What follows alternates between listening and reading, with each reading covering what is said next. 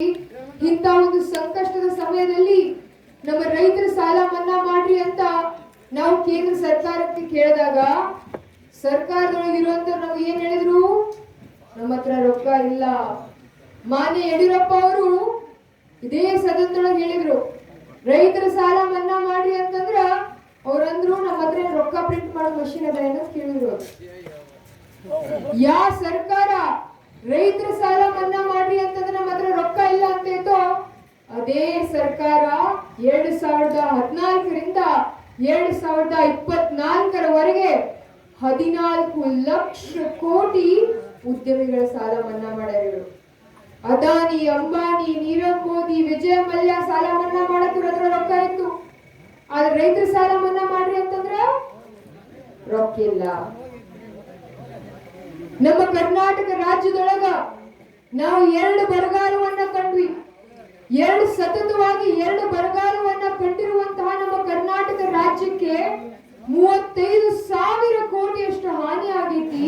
ಅದಕ್ಕಾಗಿ ನಮ್ಮ ರೈತರಿಗೆ ಸಹಾಯ ಸಹಕಾರ ಆಗ್ಬೇಕು ಅಂತಂದ್ರ ನೀವು 18,172 ಕೋಟಿಗಳನ್ನ ನಮ್ಮ ರೈತರಿಗೆ ನೆರವಿಗೆ ನೀಡಬೇಕು ಅಂತ ನಮ್ಮ ಮುಖ್ಯಮಂತ್ರಿಗಳಾಗಿರುವಂತಹ ಸನ್ಮಾನ್ಯ ಶ್ರೀ ಸಿದ್ದರಾಮಯ್ಯ ಸಾಹೇಬ್ರು ಕೇಂದ್ರ ಸರ್ಕಾರಕ್ಕೆ ಕೇಳಿದಾಗ ಅವ್ರು ನಮಗ ಎಷ್ಟು ರೊಕ್ಕ ಕೊಟ್ರಿ ಕಾಕು?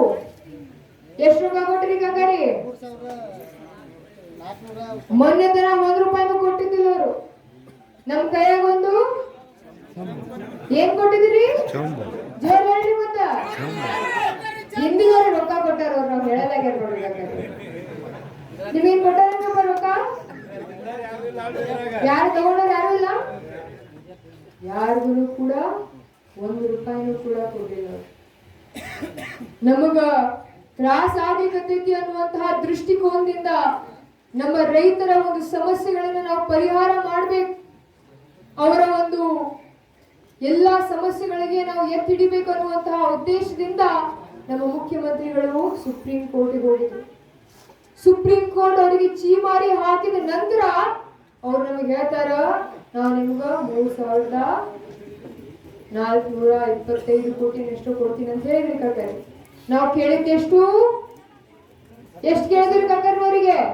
18,172 ಕೋಟಿ ಕೇಳಿದ್ರ ಅವ್ರು ನಮಗೆ ಕೊಡೋದು ಎಷ್ಟು ಕೊಡ್ತೀನಿ ಅಂತ ಹೇಳಕತ್ತಾರ್ರಿ. ಈಗ 3,000 ಚಿಲ್ಲರೆ ಕೋಟಿಯನ್ನ ಕೊಡ್ತೀನಿ ಅಂತ ಹೇಳಿಕತ್ತಾರ. ಇಂಥ ಸರ್ಕಾರ ನಮಗ್ ಬೇಕಾ? ಕುಂದ್ರಿ